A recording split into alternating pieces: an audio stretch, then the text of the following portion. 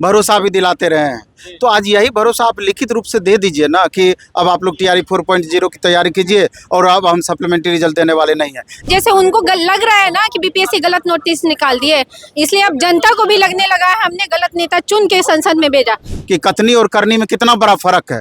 अगर आप शुरुआत में ही ये बात बोल दिए रहते, आज 40वां दिन होने जा रहा है, तो 40 दिन वेस्ट नहीं होता है लोग का? बिल्कुल नहीं होता। आप देखिए ना कितने छोटे छोटे बच्चे को लेकर के आए हुए हैं, आप दिखाइए। बीपीएससी को खुद लगता है कि सीट खाली हो रही है, इसीलिए बीपीएससी नोटिस निकाला है, न कि गलत नोटिस है। यह शिक्षा मंत्री महोदय और मुख्यमंत्री महोदय आपसे पहले बोलेंगे कि आप अपना जो पार्टी है उनमें सारे नेता की विचारधारा पहले करिए। क्या कहिएगा, अभी वो नारी शक्ति को नहीं जानते हैं। जो नारी उनको कुर्सी पर बैठाई है ना, वही इस साल के विधानसभा में उनको कुर्सी से उतारेगी और उनको देना पड़ेगा सप्लीमेंट्री रिजल्ट। शिक्षा मंत्री लिखित नहीं दे रहे हैं, बस बोल रहे हैं कि अच्छा देना पड़ेगा उनको।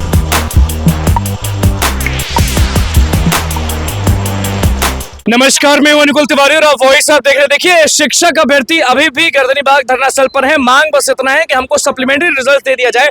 नवीन सर पहुंचे हैं गर्दनीबाग धरना स्थल। सर, आपके हाथ में लिखा हुआ है कि हम लोगों की एक ही पुकार, टीआरई 3.0 सप्लीमेंट्री रिजल्ट्स के लिए लिखित नोटिस दे सरकार। आप पहुंचे हैं फिर से गर्दनीबाग, लेकिन जो शिक्षा मंत्री हैं वो उनके मूड में ही नहीं है। वो कभी कुछ बोल रहे हैं, कभी कुछ बोल रहे हैं, और आप बोल दिए कि टीआरई 4 का तैयारी करो, ये सब वेस्ट है।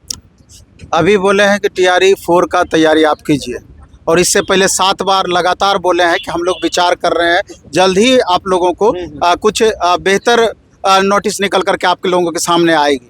भरोसा भी दिलाते रहे हैं। तो आज यही भरोसा आप लिखित रूप से दे दीजिए ना कि अब आप लोग टीआरई 4.0 की तैयारी कीजिए और अब हम सप्लीमेंट्री रिजल्ट देने वाले नहीं हैं। एक तरफ से बीपीएससी लिखित रूप से एक नोटिस जारी करती है कि अगर शिक्षा विभाग हमको आदेश देती है हम सप्लीमेंट्री रिजल्ट देने के लिए तैयार हैं, और दूसरी तरफ माननीय शिक्षा मंत्री जी ये बोलते हैं कि बीपीएससी गलत नोटिस दे दी है।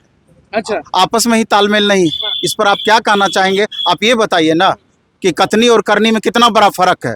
अगर आप शुरुआत में ही ये बात बोल दिए रहते, आज 40वां दिन होने जा रहा है, तो 40 दिन वेस्ट नहीं होता है लोग का? बिल्कुल नहीं होता। आप देखिए ना कितने छोटे छोटे बच्चे को लेकर के आए हुए हैं, आप दिखाइए कि इनकी माँ साथ। अच्छा लगता है, एक शिक्षक को अच्छा लग रहा है कि उनके ही लोग हैं और सड़क पर ये हैं। तो माननीय मंत्री जी को ये चीज बताना है ना।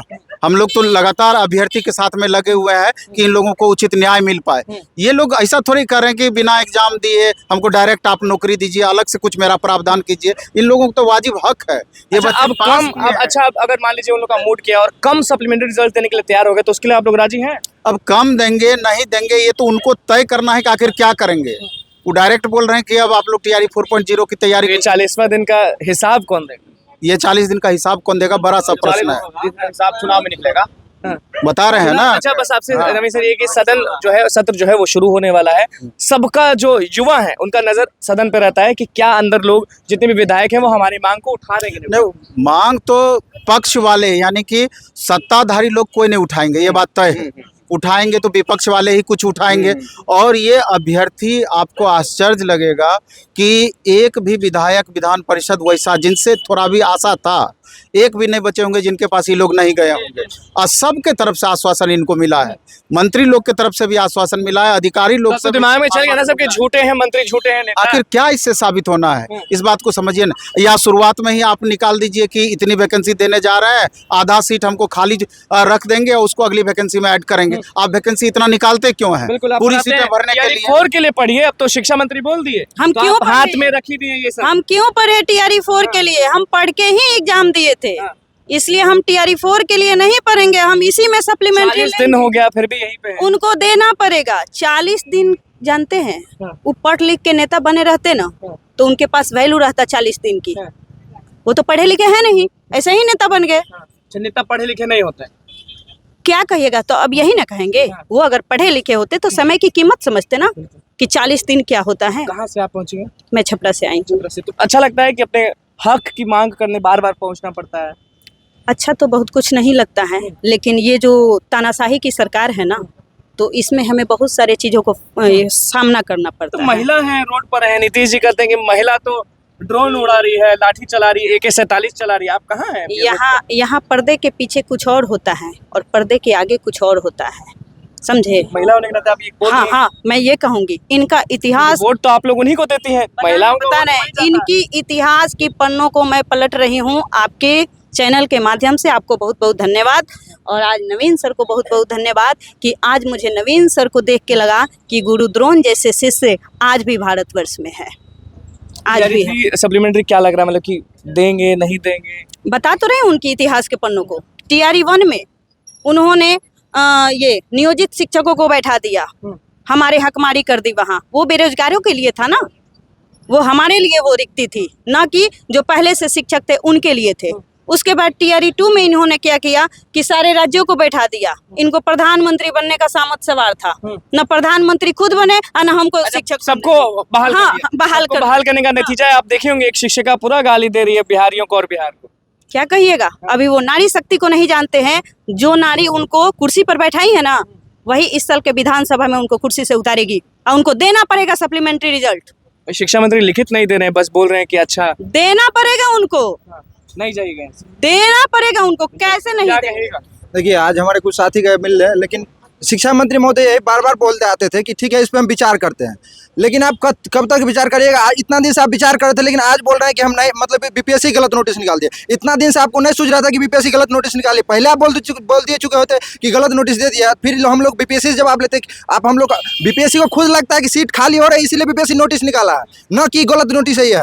शिक्षा मंत्री महोदय और मुख्यमंत्री महोदय आपसे पहले बोलेंगे कि आप अपना जो पार्टी है उनमें सारे नेता की विचारधारा पहले करिए। आप ही के कुछ नेतागण बोलते हैं कि आप लोग का मांग जेन्युइन है, लेकिन शिक्षा मंत्री बोलते हैं कि ये गलत नोटिस निकाले। बिल्कुल। नवल किशोर यादव के यहाँ पहुंचे तो उन्होंने बोला था कि होगा। बात बोले उन्हीं के पार्टी का कितना नाता, उन्हें जैसे नीरज कुमार भी प्रवक्ता जी हैं, वो भी बोलते हैं कि आप लोग का मांग जेन्युइन, लेकिन शिक्षा मंत्री को ये चीज सूझ नहीं रहे। शिक्षा मंत्री बोलते रहे कि मतलब गलत नोटिस निकाले। बीपीएससी गलत नोटिस निकालता है तो अब बीपीएससी कुछ नोटिस निकालेगा तो नहीं मानिएगा ना आप? देखिए सबसे पहले तो माननीय शिक्षा मंत्री जी, आप जो जिस पार्टी से है ना, उस पार्टी में आपका एकता है या नहीं है, इस पर विचार कर लीजिए। क्योंकि इस पार्टी में बहुत सारे ऐसे लोग हैं जो बात बोल रहे थे। देखिए हम बहुत नेता लोग से बात किए हैं, बोल रहे थे कि सप्लीमेंट्री आपका हक का मांग है, सप्लीमेंट्री रिजल्ट जरूर आएगा, समझ गए। जैसे प्रदेश अध्यक्ष जो उमेश कुशवाहा जी हैं जदयू के, वो भी इस पर बोले हैं, बहुत बार बोले हैं कि हम ऑन कैमरा नहीं बोले हैं, लेकिन हम लोग को बोले हैं कि सप्लीमेंट्री आएगा, उस पर काम चल रहा है, समझ गए। और कई दिनों से मुख्य शिक्षा मंत्री जी खुद बोलते आए हैं। तो देखिए शिक्षा मंत्री जी भी है ना, यहाँ पर बात समझने की बात है।